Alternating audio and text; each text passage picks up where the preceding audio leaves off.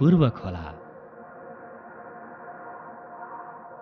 देवीनगरदेखि जाल्पा, बिरकोट र रेग्नेराहा हुँदै नागबेली आकारमा पूर्वतिर सललल बगेको खोला। यही खोलाको नाउँबाट रहन गएको ठाउँ हो पूर्व खोला गाउँपालिका। पहाडै पहाडले घेरिएको भूभाग अनि हरियाली डाँडा, समथर फाँट अनि ठम्म मिलेर बसेको बस्ती। पूर्व खोला गाउँपालिकाको प्राकृतिक सुन्दरता अनि भौगोलिक विविधताको जति नै वर्णन गरे पनि पुग्दैन। शिक्षा, स्वास्थ्य, सडक, कृषि र पर्यटन सहितको पूर्वाधार, पूर्व खोला विकासको आधार। सुखी गाउँवासी, समृद्ध पूर्व खोला, यही नाराका साथ विकासको मूलधारमा अगाडि बढिरहेको छ यस पूर्व खोला गाउँपालिका। सिलुवा, जाल्पा, रेग्नेरह, देवीनगर, बिरकोट र हेक्लाङ गरी साबिकका 6वटा गाविसहरू यस पूर्व खोला गाउँपालिकाका मुख्य आकर्षणहरू हुन्। 6वटा वडामा विभाजन गरिएको यस पूर्व खोला गाउँपालिकाको कार्यालय रेग्नेरहमा रहेको छ।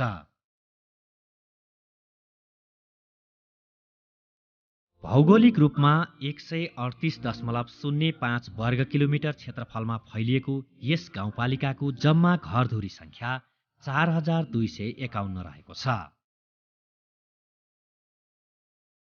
19,589 जम्मा जनसङ्ख्या रहेको यस गाउँपालिकामा 10,972 महिला र 8,617 पुरुषहरूको जनसङ्ख्या रहेको छ।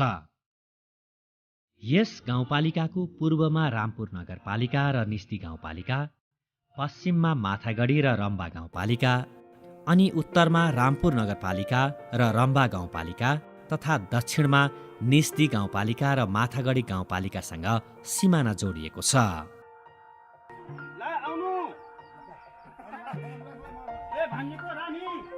मगर जातिको विशिष्ट पहिचान र बाहुल्यता रहेको यस क्षेत्रमा ब्राह्मण, क्षेत्री र दलितहरूको पनि बसोबासमा कमी रहेको छैन। यहाँका स्थानीय बासिन्दाहरू आफ्नै प्रकारको रीतिरिवाज, धर्म संस्कार, परम्परा र संस्कृतिमा रमाउँदै आएका छन्। यहाँको धार्मिक, ऐतिहासिक र पर्यटकीय चिनारी विश्व प्रसिद्ध रुदे मण्डली चुरा बराजुको देवीस्थल, जुन पूर्व खोला गाउँपालिकाको सिलुवामा अवस्थित छ। रेग्नेरहको लोकेश्वर शिवालय मन्दिर पनि पूर्व खोलाका विभिन्न धार्मिक महत्त्वपूर्ण स्थलहरूमध्येको एक हो। देवीनगरको भानुमाता देवीको मन्दिर, बिरकोटको कालिका देवी मन्दिर, हेक्लाङको बराहा देवी मन्दिर लगायतका धार्मिक स्थलहरू यहाँका स्थानीयवासीको आस्था र भरोसाको केन्द्र हुन्।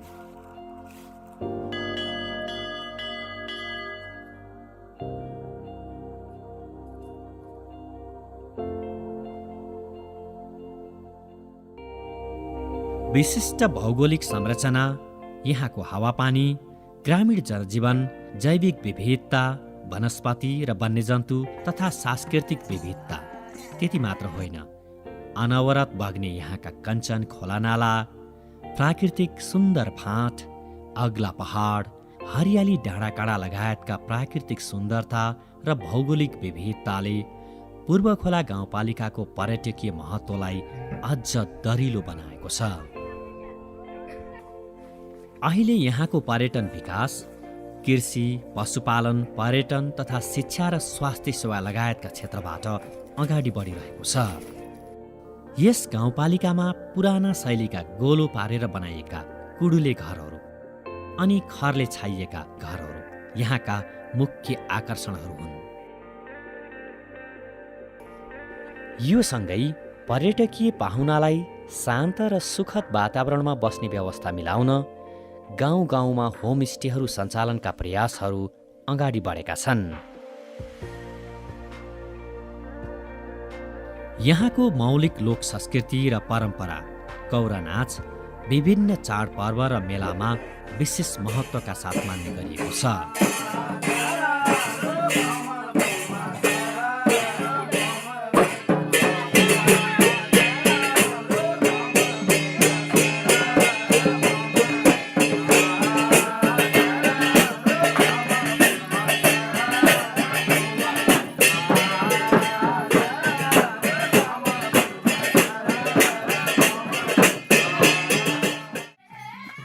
पूर्वखोला गाउँपालिका झ्याउरे, घाटु, ठुलो नाच लगायतका संस्कृतिको पनि खानी हो।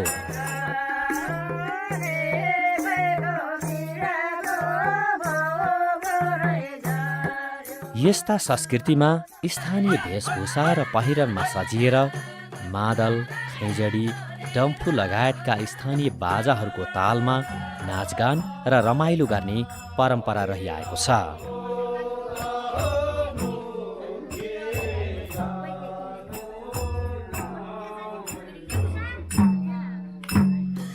अन्य समुदायसँगै नेवारी समुदायले बढी मान्ने लाखे नाच यहाँको अर्को महत्त्वपूर्ण संस्कृति हो।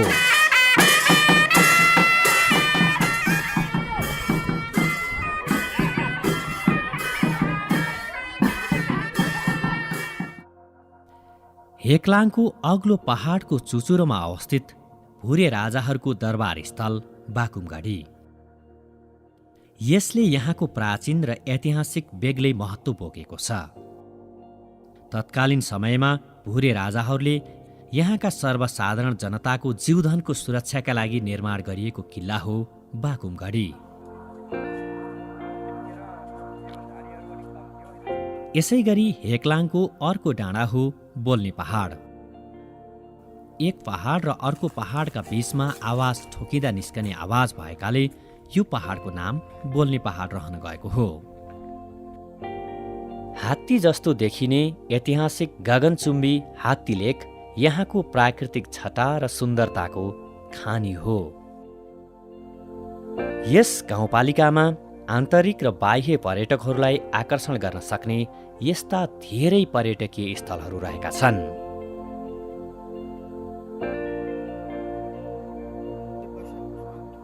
यसै गाउँपालिकाको जलपामा रहेको मादले गुफा अनि खाँडदेवी गुफा प्रकृतिले दिएको अनमोल अनुपम उपहारहरू हुन्। यसको संरक्षण र सम्वर्धनका लागि पनि विभिन्न प्रयासहरू अगाडि बढेका छन्।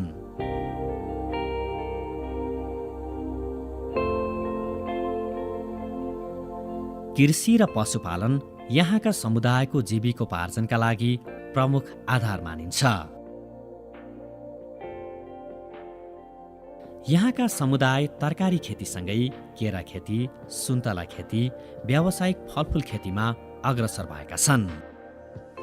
केरा र सुन्तला जस्ता खेतीले यहाँका समुदायलाई व्यावसायिक बनाएको छ। बाख्रा पालन, बङ्गुर पालन, माहुरी पालन जस्ता व्यवसायमा पनि यहाँका समुदाय अग्रसर हुँदै गएका छन्। गाउँपालिकाले कृषि र पशुपालनका लागि निशुल्क घाँसका बिरुवा लगायतका क्षेत्रमा सहयोग गरेको छ। पशुपालन, फलफुल खेती, व्यवसायमूलक र सिपमूलक आय आर्जनका विभिन्न कार्यक्रमहरूले यहाँका समुदायको पारिवारिक जीवनशैली सहज बनाउनुका साथै सामाजिक सम्बन्धहरूलाई पनि बलियो बनाएको छ। त्यति मात्र होइन, यहाँका वन पैदावारमा आधारित र जडीबुटीमा आधारित केही ससाना उद्योगहरूबाट पनि व्यावसायिक उत्पादनमूलक कार्यको सुरुवात भएको छ। स्वास्थ्य, सरसफाइ र स्वच्छता र खानेपानी मानवीय जीवनका लागि नभई नहुने आधारभूत कुराहरू हुन्। पूर्वखोला गाउँपालिका यस अभियानमा पनि अगाडि बढिरहेको छ। गाउँपालिकाका 6वटै वडाहरूमा स्वास्थ्य चौकी निर्माण गरिएका छन्। त्यसमध्ये बिरकोट स्वास्थ्य चौकीमा पहिलो ल्याब सेवा सञ्चालन गरिएको छ। साथै स्वास्थ्य चौकीहरूमा 24 घण्टे प्रसुति स्याहार सेवा सञ्चालन गरी शून्य घर प्रसुति अभियानमा पनि यस गाउँपालिका अग्रसर भएको छ।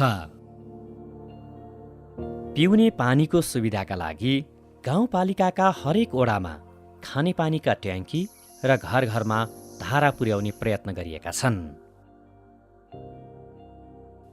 यसका लागि धेरै ओडाहरूमा लिफ्टिङ प्रविधि अपनाइएको छ।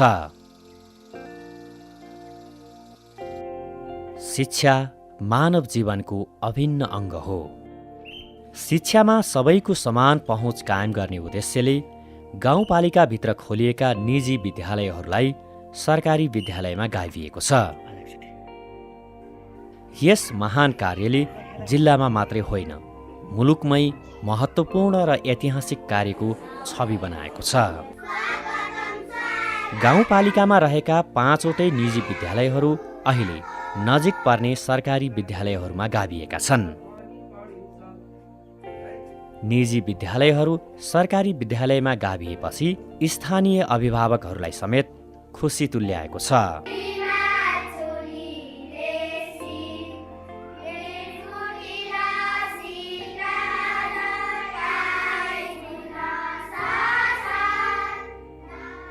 सडक र यातायात समुदायको आर्थिक सामाजिक विकास, वस्तु तथा सेवा प्रवाहलाई सरल र सहज बनाउन कृषि तथा गैर कृषि क्षेत्रको विकास गर्न एउटा महत्त्वपूर्ण पूर्वाधार हो। सडक सञ्जाल र यातायात आर्थिक विकास, सार्वजनिक सेवा प्रवाह र सामाजिक एकीकरणको माध्यम हो। हालसम्म यस गाउँपालिकाभित्र निर्माण गरिएका प्राय सबै कच्ची प्रकारका सडकहरू पक्की तथा कालोपत्रे र ग्राभेल गर्ने तयारीमा रहेका छन्।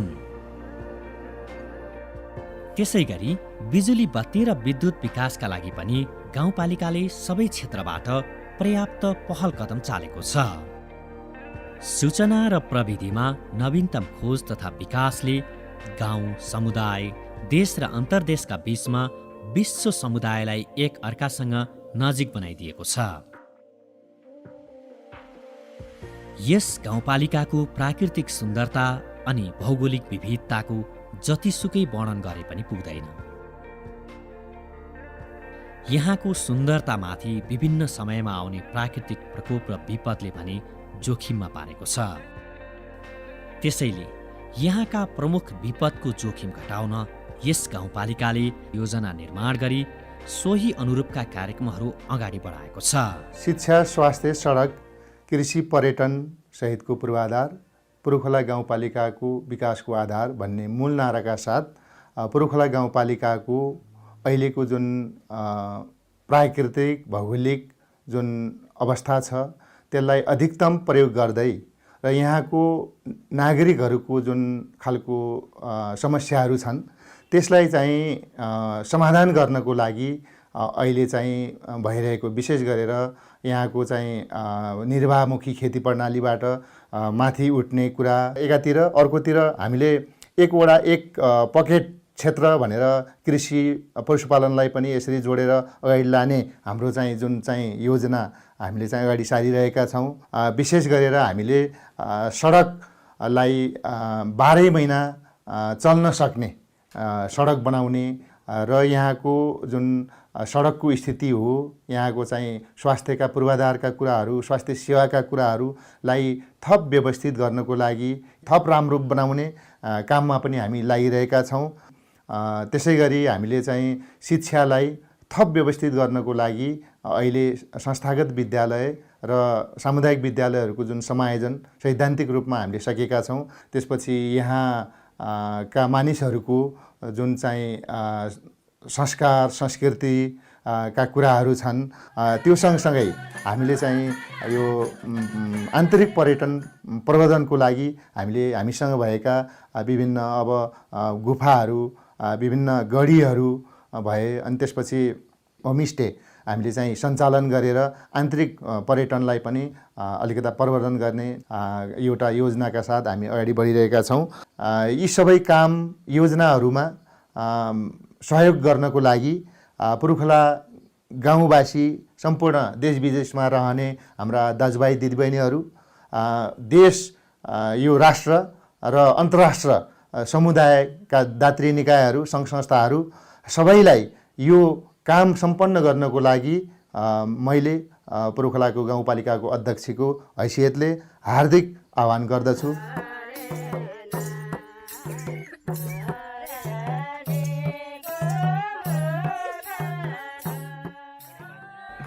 यहाँको जातिगत विविधता, भाषिक भिन्नता, सांस्कृतिक उत्कृष्टता र विशेषताहरूको समग्र पक्षहरूलाई विकासको मूलधारमा समाहित गर्न यस पूर्वखोला गाउँपालिका अग्रसर भइरहेको छ।